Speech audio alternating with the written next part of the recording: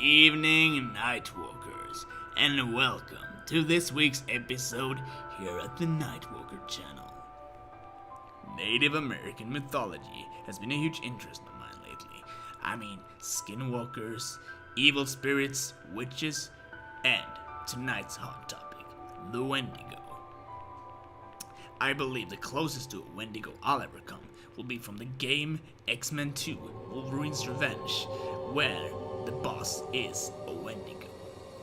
And people seem to encounter these creatures more and more often, and some with some aggressive outcome. So, let's head over to Wendigo territory and dive in to the world of the supernatural.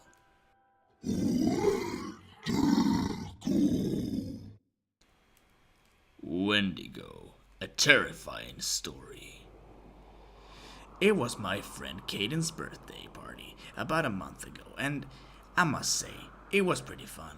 My three friends, Enrique, Cody, Ian, and I went over to his party at his house. We went there on a Friday and stayed over for the night. We played video games, ate cake, and best of all, drank a crap ton of soda.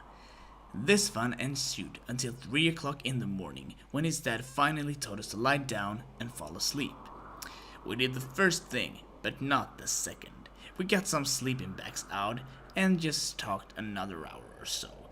We joked around, talked about some stuff, and then the topic of the Wendigo came up. The Wendigo is a cannibal demon of Native American mythology that I wrote a short, scary story about in my creative writing class in school.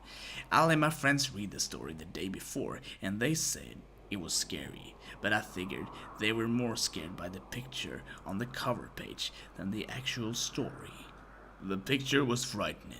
It showed a portrait of a Wendigo, the skull-like head of a deer placed on a human-like bipedal body with long, narrow arms and fingers, and crouching. Long legs with hooves like a horse. The body looked like it was rotting away, as if the Wendigo was a corpse. It had blood dripping from its long, sharp teeth. Enrique loved the fact that the Wendigo scared Cody and Caden so much. He basically teased them in the black of the night that it was coming to possess them, turning them into cannibalistic spirits. "Shut up!" they would tell Enrique. "Seriously, shut up!" "What? Are you scared?" he would taunt at them.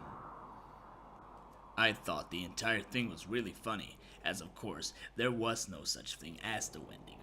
But I could tell they were getting even more afraid once Caden looked at the window without the blinds over it and thought that the Wendigo would stare at him through the window. He was too scared to actually get up and shut the blinds though, so I did. Enrique continued to tease them. He got out of his laptop and Googled images of the Wendigo. Then he went on Wikipedia page for the Wendigo. He read aloud.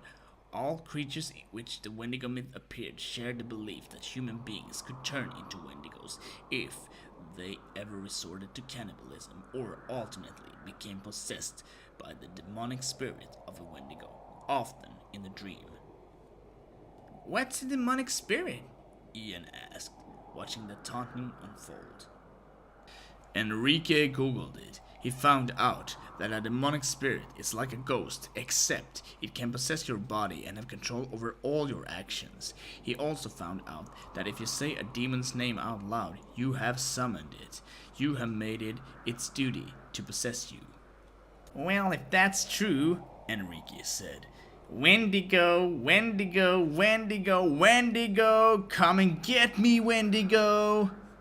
"Enrique, shut up!" Cody and Caden said, both of them, on the verge of throwing something at his face. I interjected. "You guys, the Wendigo is fake. Now shut up and go to sleep." "Whatever. I'm tired anyway," Enrique said as he yawned. And we fell asleep.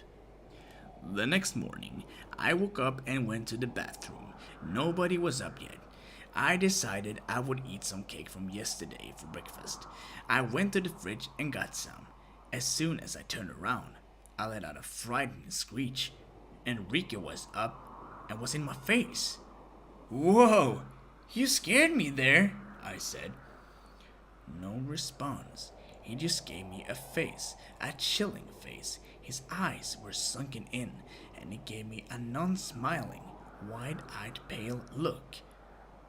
I sat down at the table and ate the cake. Soon Ian and Caden got up. A few hours later, my mom picked me up, and I went home.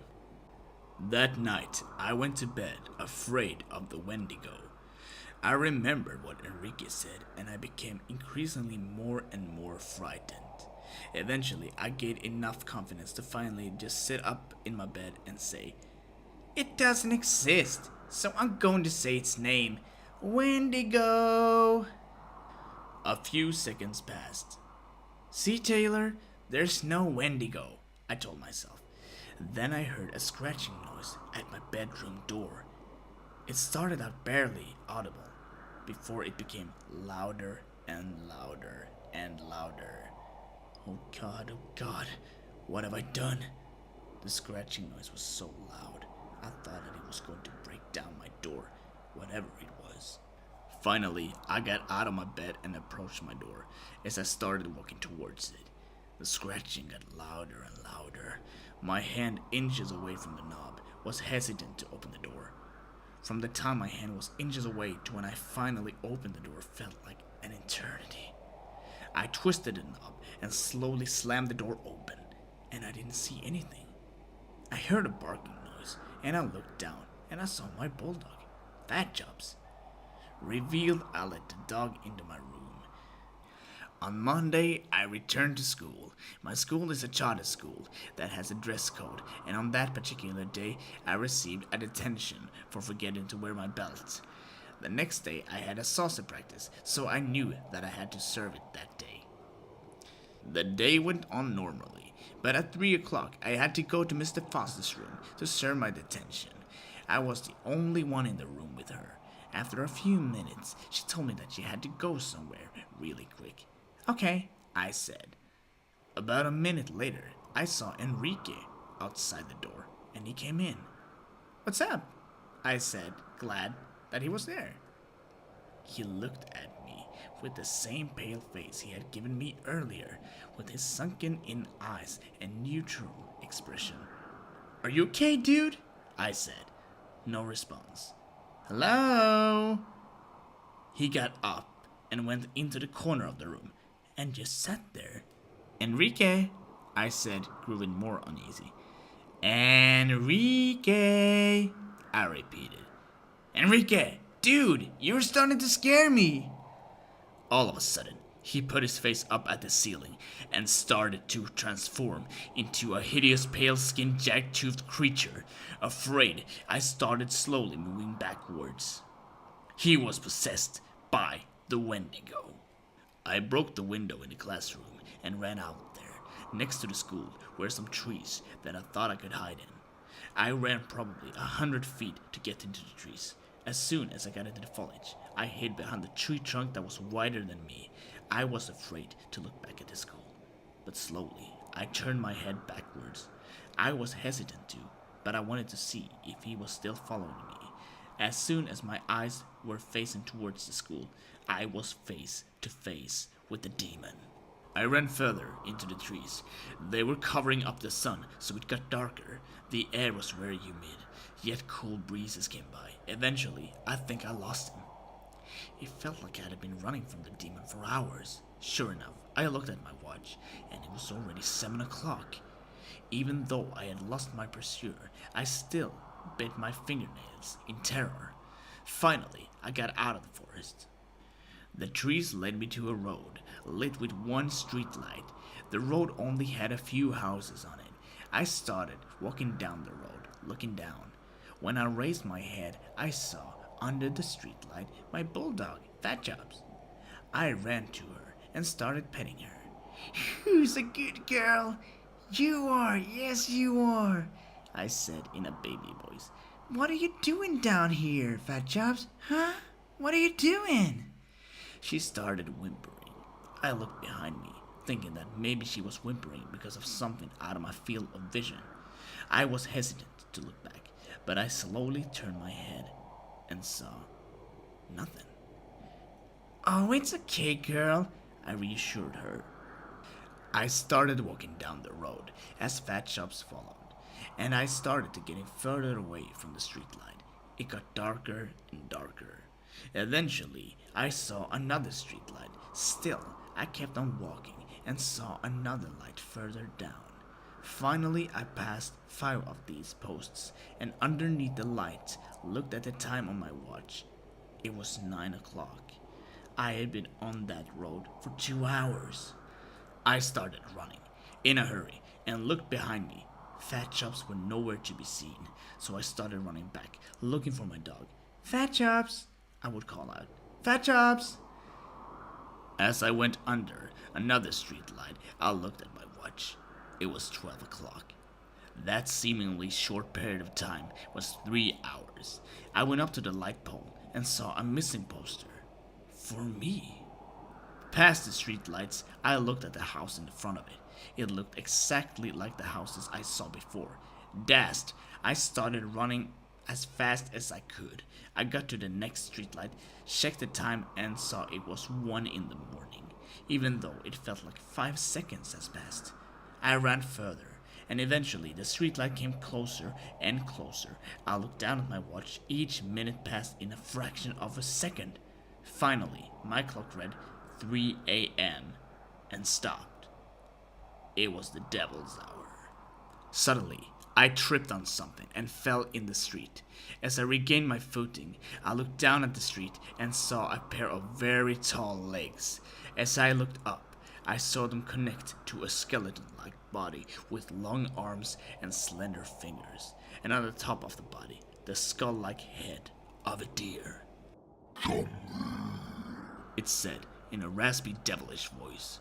My body froze, and it started coming closer and closer and closer. It was right in my face, but then I regained my muscle movement. I fell back to the pavement, closed my eyes, and just hoped I would make it out alive. As soon as I opened them, it was morning, and I walked back to my house, and my mom sure was happy to see me. Taylor, we missed you so much. Where have you been? She said as I walked in. It was hard to tell her the story about what happened, so I didn't. Do you know where Enrique is? He's been missing too, she told me. I simply nodded sideways. They never did find Enrique. Nobody knows what happened to him, but I do. The Wendigo hasn't quit either. At night, I constantly hear a whispering in my ear. My window gets knocked on. I have nightmares about it. But before it can possess me in my dream, I always wake up. I always fight for my body. Well, I'm not going to fight for it tonight. I'm done dealing with the Wendigo. That was the Wendigo. Alright, my fellow Nightwalkers, I will be off for a week now because I'm gonna go on a vacation and visit some old friends, you see. But right after that, I'll be back with some new scary stories for you. And next one will be a trip to the Amityville house. And right after that, we got the Maryland's Goatman, the Black-Eyed Children, and the Beast of LBL. So, everyone, stay safe out there, and don't forget, you can send me your own scary story at nightwalkerstories@hotmail.com. And remember, don't be afraid of the dark, but be afraid of what's lurking inside of the dark.